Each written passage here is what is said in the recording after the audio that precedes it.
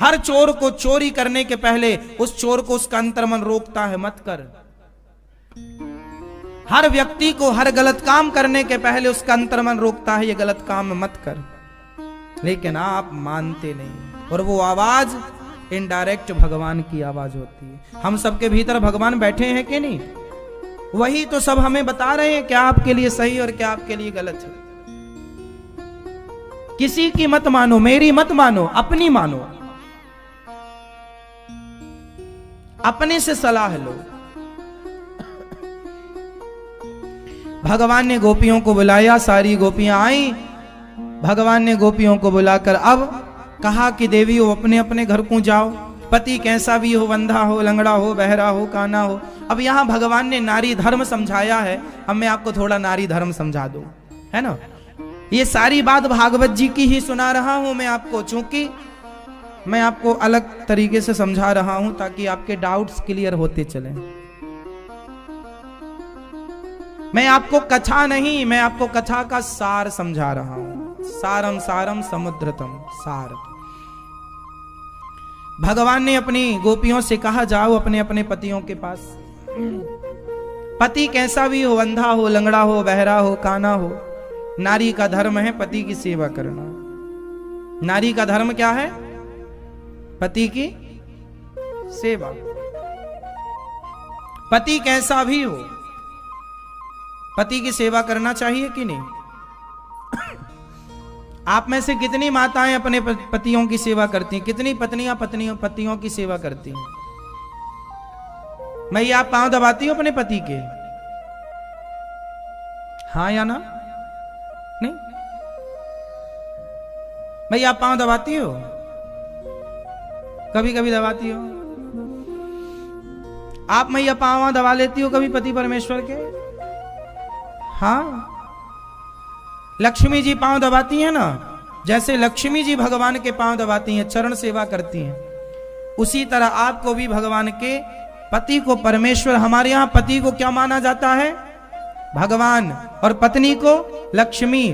तो पुरुष आपका सम्मान करे, मतलब पुरुष स्त्री का आदर करे और स्त्री पति का सम्मान करे। यही गृहस्थी है, यही सदगृहस्थी है। एक दूसरे का ख्याल रखो, एक दूसरे के काम आओ, एक दूसरे के पूरक हैं आप।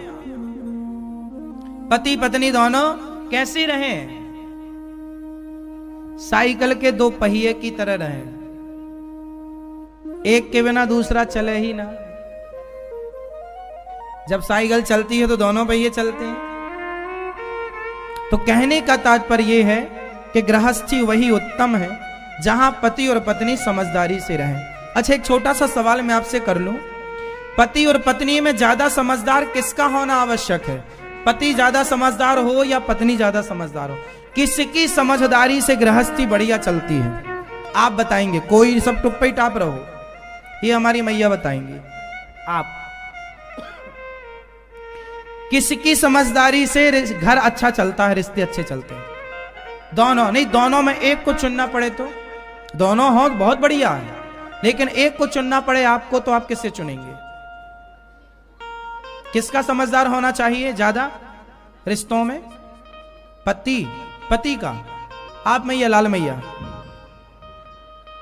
पति का, पत्नी का, पीछे वाली मैया, और पीछे तीनों मैया बताओ।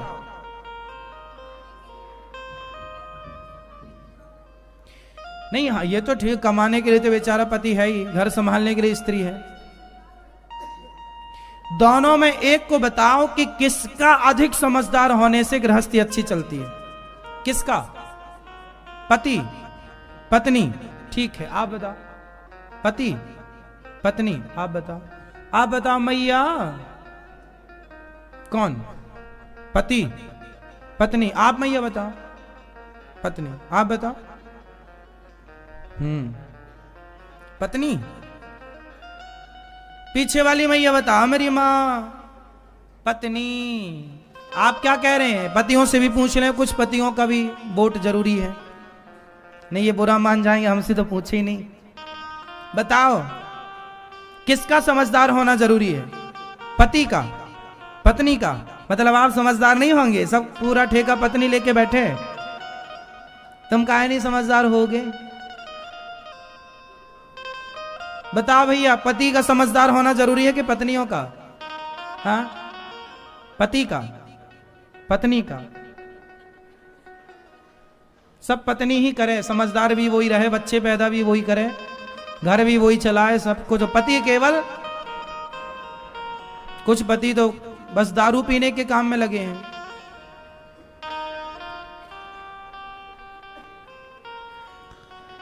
ये बात सही है कि जिस घर की स्त्री समझदार होती है उस घर की गृहस्थी बहुत अच्छी चलती है। पुरुष की अपेक्षा स्त्री ज्यादा समझदार हो, ये बात बिल्कुल सही है। जिस घर में स्त्री, इसलिए बेटों से ज्यादा बेटियों को समझदार बनाओ, बेटों से ज्यादा बेटियों को समझदार बनाओ। बेटी के कंधे पर 2 वंश की जिम्मेदारी है, 2 परिवारों की जिम्मेदारी है, बेटे का तो एक ही है। इसलिए बेटियों का समझदार होना चाहिए। बेटी यदि ठान ले तो गृहस्थी स्वर्ग जैसी हो जाएगी, आनंदमयी। इसलिए आप लोग अपने पति की सेवा करो और अपनी पत्नी का सम्मान। आप अपनी पत्नी का सम्मान करते हैं कि नहीं? कहां आपकी पत्नी? सम्मान करते हैं आपका? तो आपकी ज्यादा जिम्मेदारी नहीं है, इनकी ज्यादा है। आपकी भी ज्यादा है, उनकी भी ज्यादा है। हर घर की पत्नी समझदार हो, बढ़िया। पति भी बहुत समझदार हो, इसका मतलब ये नहीं कि पति समझदार ना हो, बहुत समझदार होना चाहिए। गृहस्थी लंबे टाइम तक चलती है समझदारी से। एक दूसरे के अंदर, एक दूसरे के प्रति झुकाव होना चाहिए, समर्पण की भावना होनी चाहिए। कभी आपने हमें डांट दिया, कभी हमने आपको डांट दिया, कभी आपने हमें कुछ कह दिया, कभी हमने आपको कुछ कह दिया। जब हम आपको कुछ कहें तो आप बुरा मत मानो, जब आप कुछ कहें तो हम बुरा ना माने। कई बार रिश्ते खराब हो जाते हैं बुरा मानने से। आज आप लोग एक छोटा सा प्रॉमिस करना एक दूसरे से, पति और पत्नी, जब आप दोनों अच्छे मूड में बैठे ना तो एक दूसरे का हाथ अपने हाथ में लेकर के और एक दूसरे को वचन देना, आज ही कर लेना ये काम। आज मतलब जब आपके पति आपके पास आ जाए तब कर लेना। जिनके पास हैं वो आज ही कर लें, जिनके दूर हैं वो पहुंच के कर लें। भैया आप अपने पति को लाई हो? क्यों नहीं लाई? कल आएंगे तो कल कर लेना ये काम जो हम आज बोल रहे हैं। और किन किन के पति कल आने वाले हैं? नहीं, जब आपके पति आपको मिले तो आप पति के हाथ को अपने हाथ में रख के एक वचन दीजिए और एक वचन लीजिए दोनों। इस वचन को देने और लेने से फिर आपका झगड़ा कभी नहीं होगा। आप कहो तो मैं उपाय बता दूं। बताओ मेरी मां, पति पत्नी का हाथ पकड़ के एक दूसरे को बस इतना कह दो कि यदि हमने कभी गुस्से में, पत्नी बोले कि यदि हमने कभी गुस्से में कुछ आपको कह दिया तो आप बुरा मत मानिएगा। और पति भी बोल दे कि हम भी गुस्से में तुम्हें कभी कुछ कह दें तो बुरा मत मानिएगा। और जब हम गुस्सा करें तो उस समय केवल हम ही गुस्से में हो, तुम गुस्से में मत रहना, तुम अपने आप को ठंडा रखना। जब पति गुस्से में रहे तो पत्नी को वचन लेना चाहिए और देना चाहिए कि जब एक गुस्सा करेगा तो दूसरा ठंडा रहने का प्रॉमिस करेगा। पत्नी गर्म है तो पति ठंडा रहे, और पति गर्म है तो पत्नी ठंडी रहे। आप गुस्से में हैं तो हम चुपचाप आपकी हर बात सुन लें। तो आप बस एक काम कर लीजिएगा कि एक दूसरे को यह वचन दे दीजिएगा कि आप हमारी गुस्से में कई बातों का बुरा नहीं मानेंगे, क्योंकि गुस्से में अधिकांश वो बातें मुंह से निकलती हैं जिनका यथार्थ में कोई अर्थ नहीं होता। कुछ लोग इसको ना तूल दे देते हैं, अरे तुमने गुस्से में तो कहा, गुस्से में तो सही ही निकलता। गुस्से में कुछ भी सच नहीं निकलता, केवल गुस्से में भड़ास निकलती है, गुस्सा निकलता है, क्रोध निकलता है। और क्रोध में आदमी उल्टे ही शब्दों का प्रयोग करेगा तो उल्टे शब्द कुछ लोगों के दिल में लग जाते हैं, उन्हीं शब्दों को लेकर बैठे रहते हैं, उन्हीं शब्दों से घर बिगड़ जाता है, तलाक तक हो जाता है। हाँ या ना? तो आज से एक दूसरे को प्रॉमिस कीजिएगा कि गुस्से में कहीं हमारी बात का आप बुरा नहीं मानेंगे और आपकी कहीं बात का हम बुरा नहीं मानेंगे। और जब हम गुस्सा करेंगे तो आप चुप रहेंगे, ठंडे रहेंगे, और जब आप गुस्सा करेंगे तो हम चुप पे टाप बैठेंगे। तो कौन कौन आज ये वादा करेगा, लेगा और देगा ये वचन? तो आज से आप गुस्सा करेंगे नहीं करना तो ये गुस्सा, जब आप करेंगे तो ये ठंडी रहेंगी, शांत रहोगी, शांत सच्ची। और आप गुस्सा करते हो कभी तो आप फिर शांत रहना। जब ये गुस्सा करते हो तो आप क्या करते हो? तांडव, तांडव नहीं करना। क्या करोगे? उंगली उठाओ सब लोग अपनी, ऐसे सब लोग, मतलब सब लोग, मैया ओ मेरी माँ, ऐसे उंगली उठाओ, सब लोग उठाओ, मैया, आलसी मैया उठा लो मेरी माँ। इतनी भी ठंडी नहीं है उंगली ना उठे। अब से यहां लगाओ,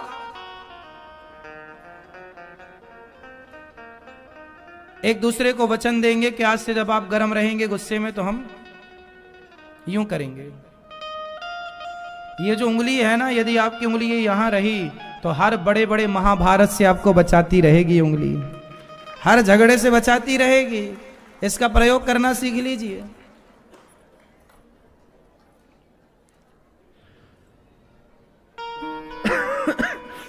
एक आखिरी सवाल आपसे, वो भी गृहस्थी को लेकर। यह सवाल 20 करोड़ रुपए का है। यदि आपने सही उत्तर दिया तो 20 करोड़ का ज्ञान आपके पास। सही उत्तर वाले को कितना मिलेगा? 20 करोड़ का ज्ञान। इससे बड़ा कोई ज्ञान नहीं है, इसलिए है तो ये अरबों खरबों का, पर मैं आपके बजट के हिसाब से बात करूं, ज्यादा रख भी ना पाओगे आप, इसलिए 20 करोड़ ठीक है। मैया 20 करोड़ का प्रश्न पूछने जा रहा हूं। आज तो इतनी ठंडी है, ऐसा लग रहा है कि बीड़ी पी के धुआं निकाल रहे हैं मुंह से। फ्री में धुआं निकले जा रहा है मुंह से।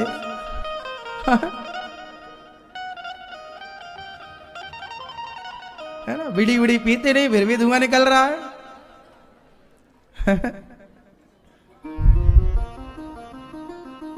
सही। सर्दियों में धुआं निकलता ना मुंह से।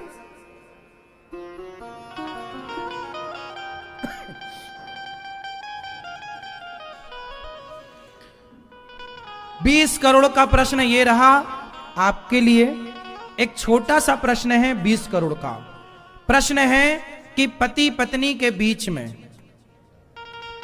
जिनसे पूछेंगे वही उत्तर देंगे, पति पत्नी के बीच में रिश्तों को बेहतर चलाने और बनाने के लिए पति पत्नी के बीच में क्या होना चाहिए? ऑप्शन 4, पति पत्नी के बीच में क्या होना चाहिए रिश्तों को चलाने के लिए? ऑप्शन पहला, पैसा। पैसा, प्रेम, समझदारी और सहनशीलता। पति और पत्नी के बीच में क्या होना चाहिए? जिनसे पूछेंगे वो बताएंगे, सब चुप ही टाप रहेंगे। पति और पत्नी के बीच में रिश्तों को चलाने के लिए क्या चाहिए? पैसा, प्रेम, समझदारी और सहनशीलता। उत्तर आप दो, क्या चाहिए?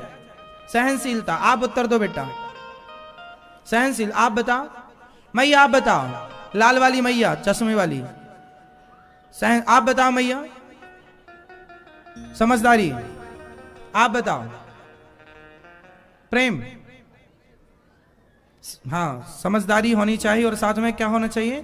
सहनशीलता, पेशेंस होना चाहिए। आप बताओ। पति पत्नी के बीच में क्या होना चाहिए? पैसा, प्यार, समझदारी या सहनशीलता? आप बताओ। आप बताओ मैया, लाल मैया। हाँ आप बताओ भैया। समझदारी बोल रहे हैं ये, आप बताइए। आप बताइए पीछे वाले भैया। सहनशीलता, पेशेंस होना चाहिए। ये टोपा वाले भैया बताओ क्या होना चाहिए? पीछे वाली मैया भैया क्या? गुड। यदि प्रेम कौन बोल रहा है? 20 करोड़ का नुकसान हो जाएगा प्रेम बोल दोगे तो। हम चारों को समझाते हैं आपको, ये ऐसे समझ में आएगा। अब समझो, पति पत्नी के बीच में पैसा हो जाता है, कोई बड़ी बात, पैसा आ जाएगा। प्रेम प्रेम हो जाएगा। प्रेम तो देखो हो जाता है। आपके दादा दादी ने पहले शादी करी, बाद में प्यार किया। आज के लड़का लड़की पहले प्यार करते हैं, बाद में शादी करते हैं, फिर तलाक जल्दी हो जाता है ना। तो पहले प्यार कर लेना फिर शादी करना, या पहले शादी कर लेना फिर प्यार करना, क्या सही है मेरी मां? पहले प्यार कर लें फिर शादी करें, या पहले शादी कर लें फिर प्यार करें, क्या सही है? ये लाल मैया बताएंगे। पहले प्यार कर लें, पहले क्या करें? पहले क्या करें? जैसे हमारे दादा दादी नाना नानी पूर्वज सब क्या किए? पहले शादी किया, विवाह किया, बाद में सारी जिंदगी प्यार। दांत गिर गए डोकरी के फिर भी प्यार है उनका। दोनों बुढ़ा बुढ़ी एक साथ रहते हैं बुढ़ापे में भी, ये प्यार। बूढ़ों का प्यार ना जवानों से ज्यादा है, हाँ या ना? क्योंकि उनका प्यार रियल है, क्योंकि उनका प्यार जो शुरू हुआ वो बढ़ता चला गया, खत्म नहीं हुआ। तुम्हारा पहले प्यार हो जाता है, फिर शादी हुई, साल 2 साल में तलाक। इसलिए प्यार, पैसा आ जाएगा प्रेम हो जाएगा, साथ में रहोगे प्रेम हो जाएगा। समझदारी, जो लोग कहते हैं पति पत्नी के बीच में समझदारी समय के साथ आती है। जस जस भीगे कामरी तस तस भारी होए, समय के साथ समझदारी आएगी। आज ही आपकी शादी हुई है और आप सोचें कि हम आज ही समझदार, ना, साल 2 साल 3 साल बाद घर चलाने के लायक लड़का लड़की होते हैं। समझदारी आने में टाइम लगती है। और यदि शादी के तुरंत बाद ही यदि कंधे पर जिम्मेदारी आ जाए तो उसी दिन से समझदार होना व्यक्ति शुरू हो जाता है। समय के साथ समझदारी आती है मेरी मां, एकदम से नहीं आती। आप सोचें कि आज ही जितना समझदार 30 साल की लड़की होगी या लड़का होगा, उतना समझदार 25 साल का लड़का या 25 साल की लड़की नहीं होगी। समय के साथ ज्ञान बढ़ता है, अनुभव बढ़ता है। कहते ना बच्चों के पास डिग्रियां ज्यादा है पर बड़ों के पास अनुभव ज्यादा है। बड़ों के पास उम्र का तजुर्बा है। उम्र का क्या होता है? तजुर्बा होता है। तो वो समय के साथ तजुर्बा आता है मेरी मां, वो पढ़ने से नहीं आता। इस धरती में कहीं तजुर्बा नहीं पढ़ाया जाता, तजुर्बा तो समय सिखाता है, हाँ या ना? पढ़ाई से डिग्रियां मिलती हैं, तजुर्बा तो समय के साथ आएगा। जब ठोकर लगेगी 17 जगह से तब व्यक्ति को तजुर्बा होता है, अनुभव होता है, तब व्यक्ति मजबूत होता है। स्कूल कॉलेजों में हम इतने स्ट्रांग नहीं होते जितना मजबूत हमारी रियल जिंदगी हमें बना देती है। 17 जगह से लगी ठोकर, अपमान, ये हमें ज्यादा स्ट्रांग करता है। ये सबसे बड़ी पढ़ाई है। पढ़ लिख के तो स्कूल कॉलेज में बाप के पैसों से पढ़ के डिग्रियां लेके आ गए, लेकिन जब रियल जिंदगी में जीने चले तब पता लगा कि जिंदगी क्या है, जीवन का संघर्ष क्या है। उस स्त्री से जाकर पूछना जिसका भरी जवानी में पति चला गया हो और बच्चे छोटे छोटे हो। उस स्त्री से जाकर पूछना कि जीवन का संघर्ष क्या है, वो ज्यादा अच्छे से बताएगी। और जितना अनुभव उसे जीवन का है उतना अनुभव पीएचडी वाले को नहीं होगा। जिंदगी को जितने गहराई से वो जानती और समझती होगी या समझता होगा, तो समय मैच्योर करता है मेरी मां। समय आपको मजबूत बनाता है, कोई भी पढ़ाई नहीं बनाती मजबूत। कबीरदास जी कौन सा पढ़े हैं, मीराबाई कौन सा पढ़ी हैं? उनके पदों पर लोग पीएचडी कर रहे हैं।